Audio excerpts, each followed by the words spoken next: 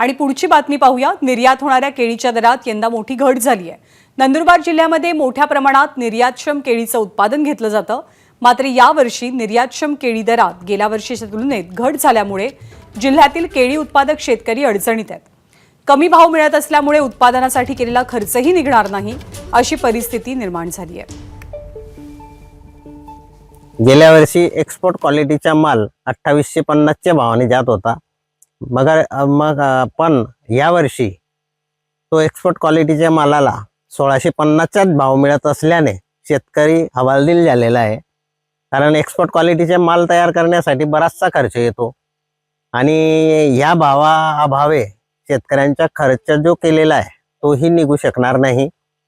तरी याच्यावर केंद्र सरकारने व राज्य सरकारने भर देणे गरजेचे आहे।